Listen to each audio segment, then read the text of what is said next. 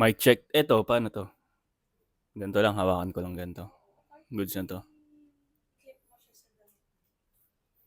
Clip ko. Parang ano talaga eh, no? Tawag dito. Pag-click ko, parang content na content eh.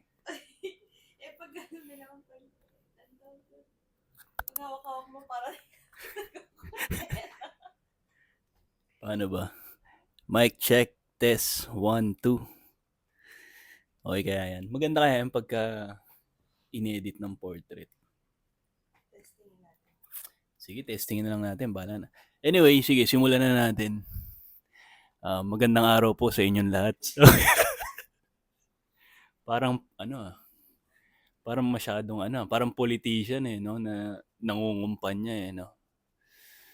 Hindi, chill muna tayo. Huwag muna natin. Babawan muna natin. Huwag muna natin masyadong chill. Okay, magandang araw po sa inyong lahat. Kamusta? Mangamusta ako kasi naalala ko yun yung reklamo sa akin ng mga tropa. Hindi daw ako mahilig mangamusta. Ayun. Ang dami nagaganap. Ang dami nagaganap sa mundo, tsaka sa Pilipinas, sa bansa natin. So, yun. Kamusta? Hopefully, goods kayo. Ayos kayo kahit na ang daming ganap. Ang daming nangyayari. Di ba? May something eh. Iba yung energy. Iba yung energy ngayon eh. So, anyway, natripan ko bigla mag-vlog. So, first vlog ever to. Tignan ko muna kung matitripan kong i-upload o hindi. Pero, sige, simulan na natin. Monday, December 22. Monday, December 22. Magpapasko. Maghahanap ako ng trabaho. Okay? Magpapasko, maghahanap ako ng trabaho. Bakit? Bakit bigla ako naisipan mag-vlog? Bakit bigla akong gusto maghanap ng trabaho? Eto, kakaisip ko lang nito bago ko simulan kanina, a few minutes ago. Meron akong dalawa, or tatlo actually, tatlong dahilan. Okay ba? Goods ba? Parang, sandal ako para mas chill. Yan. So, gusto ko, parang hindi pa ako komportable. So, tinatry ko maging komportable dito sa ginagawa ko. Kasi, for sobrang tagal na, hindi ko talaga trip mag-vlog. So, parang hindi ako maanong gawin siya eh. Parang, alam mo yung parang, hindi ko trip. Parang hindi ako komportable mag-vlog. Lalo na kung hahawakan ko yung phone na ganun and all that. Wag pa lang Pero ngayon, since may si Mrs. actually, siya yung may hawak ng camera, willing siya mag-video. Yun, meron na akong videographer. So, at least, eto, pwede siguro, vlog tayo. Tapos, mic lang hahawakan ko. Anyway, ang dami lang kung ano. Sige, balik tayo dun sa kanina. 2 to 3 reasons kung bakit bigla ako naisipan mag-vlog. At ang i-cover ko maghanap ako ng trabaho. Magki-Christmas. Ulitin ko lang ulit. December 22, 2025, Monday. So, pinakaunang reason, sa edad kong to, hindi ko muna sasabihin kung ilang taon na ako.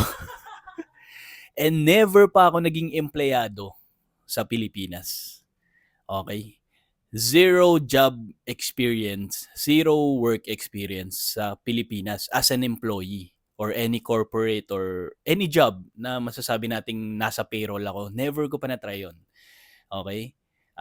Bakit? Anong background ko? Siguro, simplihan ko na lang muna.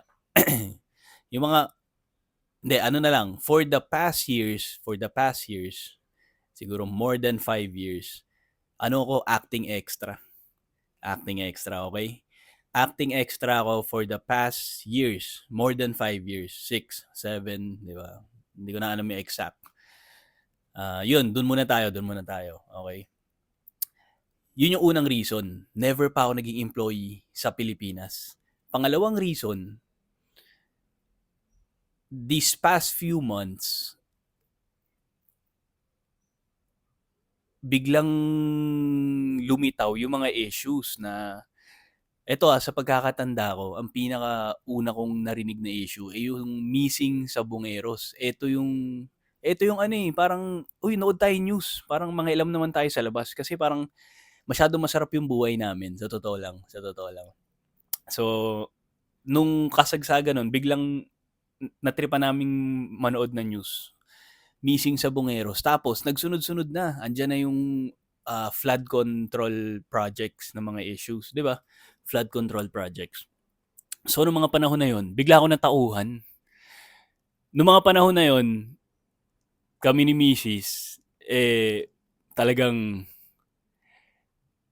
food trip every night. Netflix and chill. Movie marathons. Di ba? Hug and kisses. Yun lang. And kung ano-ano pa. Syempre, alam nyo na yun. Yun yung buhay namin noong mga panahon na yun. Kasagsagan. Ang dami nangyayari sa Pilipinas. Tas kami ni Mrs. Talagang todo food trip, todo Netflix and chill, 'di ba? Movie marathons and all that stuff and all that good shit. Pwede ba 'yon? Shit sa Facebook or YouTube. Anyway, so parang bigla ako may naramdaman out of nowhere na parang shit, parang sobrang thank you Lord, 'di ba? Thank you God, thank you Lord Jesus na ganito yung buhay na binigay mo sa akin ngayon. Pero at the same time, parang meron akong guilt na naramdaman. Sabi ko, saglit, parang ang daming taong nahihirapan sa paligid ko, 'di ba? Ang daming taong kinukupal sa paligid ko. Tapos parang shit, parang may guilt ako na I need to do, parang kailangan ko may ma-share or I need to do something about this, 'di ba? Parang dapat may maiambag man lang ako sa nangyayari, sa mga nangyayari. So, yun nga. So, yun na, lumalabas na yung mga issues about flood control project. So, parang ako, shit, masyado masarap yung buhay. Thank you Lord, thank you God. Pero parang sabi ko, parang masyado masarap yung buhay namin. Parang hindi. Parang may something na, na parang hindi, kailangan may gawin ako. May i-share man lang ako dito. Ganon. Okay, dun muna tayo. Baka masyado ng Number 3, something came up na kailangan naman talaga namin ng extra income. So, may nangyari na kakailanganin na namin ng extra income talaga. So, yun. So, yun yung tatlong reason kung bakit bigla akong natripan out of nowhere na mag-vlog. Tapos, ang i-cover ko, maghahanap ng trabaho, magpapasko sa Pilipinas. Okay, may pa-commercial si Mrs. Hindi ko alam kung narinig yun sa mic, pero malalaman natin pagka playback natin. Lalabas na. O yun lang mahirap, no? Pag yung videographer mo biglang na-CR no? Biglang natae. Anyway, goods, kaya. Sige. Anyway, yun yung tatlong reason, okay? So, number 1, never pa ako naging employee sa Pilipinas.